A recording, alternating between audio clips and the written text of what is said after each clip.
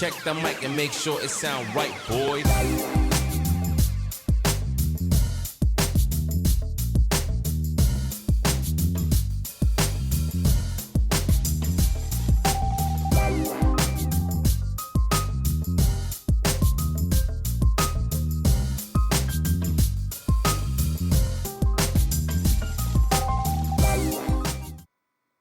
Hey guys, welcome back to my channel. I am Dom Lovely, and today we are discussing Housewives of Potomac, Season 6, Episode 3.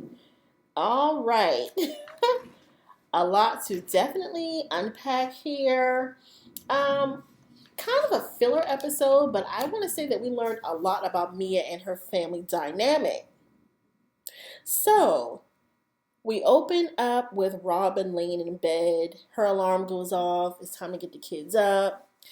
Juan has a real problem with Robin being in the bed all day long. Robin says it's because of the pandemic and things just have not been quite back on track, and it's causing her to be a bit sluggish. You can definitely tell that Juan feels that Robin is coming off as being very lazy.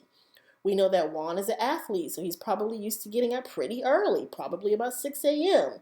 Then perhaps he works out and, whatever. He gets his day going really early, and he is really giving Robin some flack about being in the bed when it's time to get the kids up.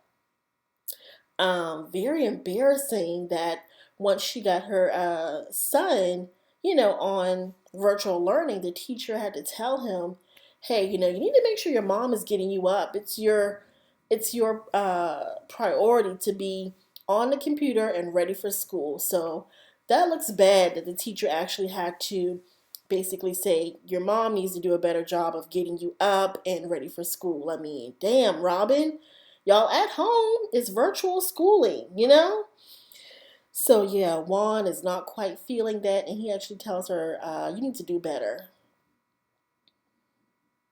So Karen and Ray are getting set up for some promotional marketing. It looks like they have a Zoom meeting with some of her customers for La Dame. Karen is really taking this business quite seriously, and good for her because it's been very successful for her. And I have to say, when she first introduced it, I didn't know if it would be, successful and prosperous, but I have smelled the perfume and it actually smells really nice. I have it myself, so good for her. So we see Giselle and Ashley meet. They're having lunch, or looks like brunch, or some type of dessert. How do you have dessert with a salad? They had a whole pound cake with a salad. That is very interesting. But, when you're pregnant, you tend to eat weird things. So they're talking about the party. And actually, before they even get into the party, Giselle is expressing her concerns that she has with Michael and, whether he's going to cheat on Ashley. And Ashley feels pretty confident that Michael understands his boundaries and he knows how important it is for him to be a good example for Dean. And so she feels like he will not be cheating on her, with the nanny or anybody else. So regarding Karen's party, Giselle is still not feeling Karen, still not interested in going to anything Karen has, but Ashley does says it actually was a fun time. She did tell Giselle what Mia had to say about her, and Giselle's response was, oh really, because Mia has been texting me, calling me, wanting to get together and do lunch, so she thought that was very interesting. Giselle goes on to tell Ashley that she wants to throw her a little pamper party, but she does not want to invite Karen. I can appreciate Ashley, saying, hey, I appreciate you wanting to throw me this party, but Karen has been super supportive, and I would really like it if she could be there. So, Giselle's like, okay, well, I don't have to talk to Karen, but fine, she can come to the party. So now we see Robin at her mom's warehouse. Apparently she's trying to fill some hat orders. Why Robin doesn't have her own warehouse at this point, I don't know. And really, she should have just had the company to fulfill her orders. It's a little bit more pricey, but it seems like it would be more beneficial to her as it relates to time, because she talks about how she has to hire people part-time, full-time. She got folks coming after work. She has her friend there helping her out. So Robin, I don't know if she has good business sense about her, because it would seem like she would just have an outsider or third party fulfilling her orders for her. But nevertheless, she has a friend of hers there. Wendy shows up. She lets us know that she is Zinwin, and she don't want no drama. So they get to discussing Wendy and her home essential line. And Robin is like, wait a minute, girl. You're an attorney, you're this, you're that, and now you're talking about you want to do a home essential line. And see, that's what I'm saying with Robin. She doesn't see the bigger picture. Yes, Wendy can do it all. She can have a home essential line, and she can have a professional career. Robin strikes me as a person who's a little bit lazy or just does just enough. I don't know, and I think that's one of the gripes that Juan has with her. So then we see Mia and her husband. And of course, they're discussing, what happened at the party. Mia says she thinks Eddie is on a leash, and she doesn't really see it from Wendy. Yeah, I don't think these two ladies are going to be friends. They're just not gelling, and, that is what it is. But I don't know. I thought it was very interesting how she was like, girl, let your man look. He was looking at me. Let your man look. See, Mia like that kind of stuff. She likes to know that somebody else's husband is looking at her. Not to say that, Wendy she should not be telling Eddie he can't look or whatever.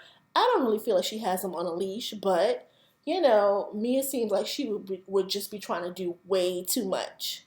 It can come off as being very inappropriate. And I think it's her husband's job to check her on that.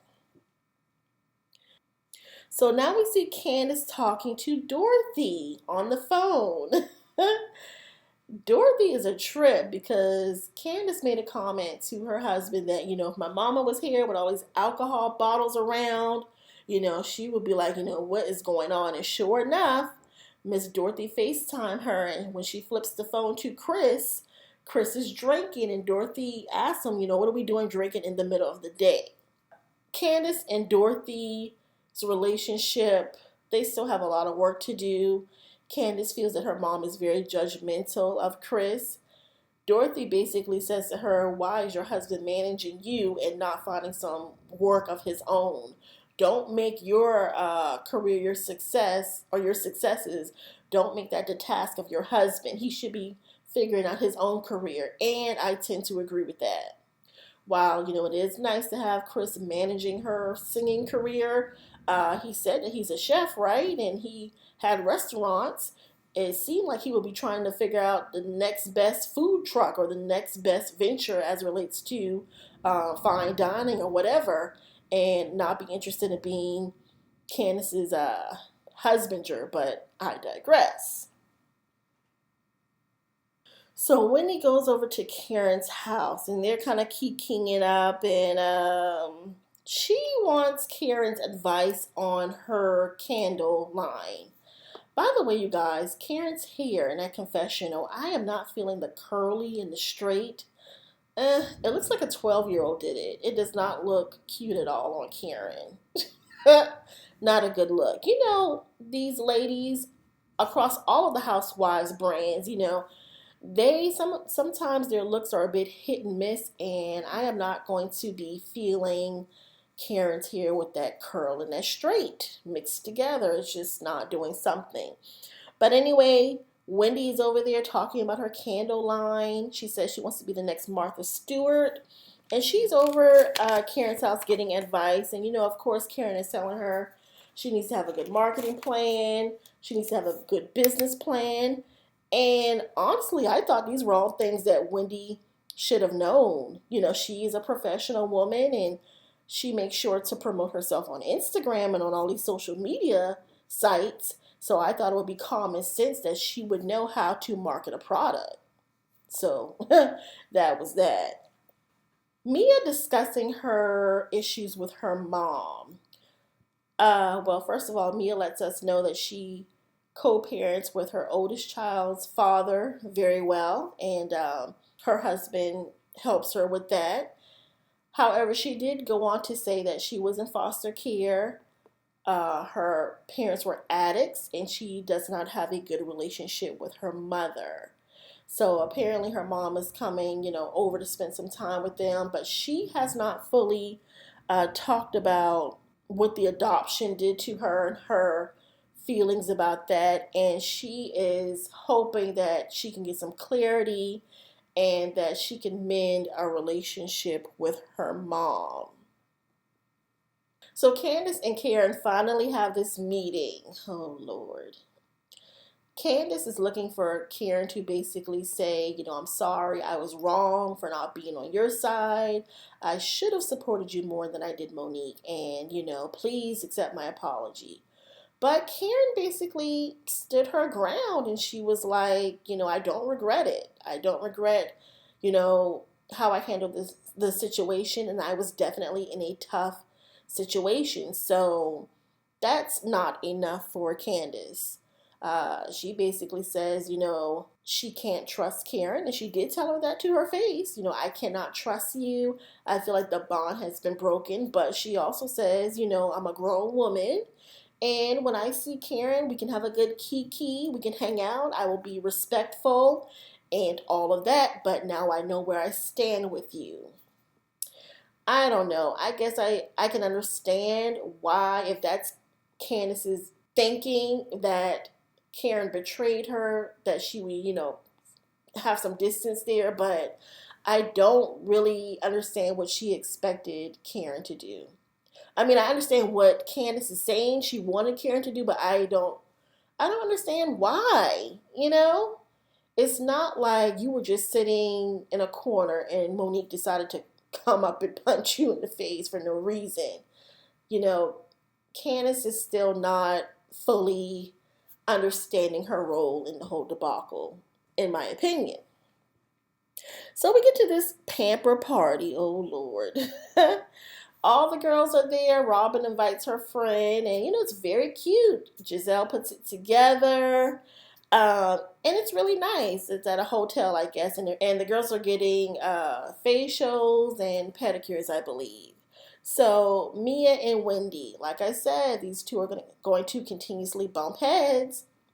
Wendy is basically saying to Mia, listen, the way you put your hand in my face, I don't appreciate that. Don't do that. I got time today.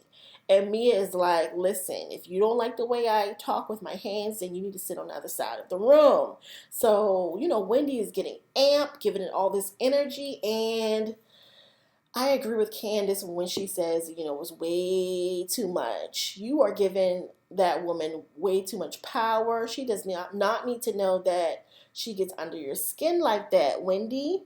But you steady calling yourself Zen Wen. So, no, these two are not going to get along. Mia lets it be known that she actually was a stripper. And the ladies are like, wait, I thought you said that you were just a bartender. Yeah, I know that's what I said, but I did go on to be like, a stripper in a gentleman's club, and we only wore gowns. Mia, you probably were an escort. So please stop the lies, because what happens in the world of social media is people will go find images and receipts and details and clips and pictures of your past. And we don't want that to happen, do we? Not at all.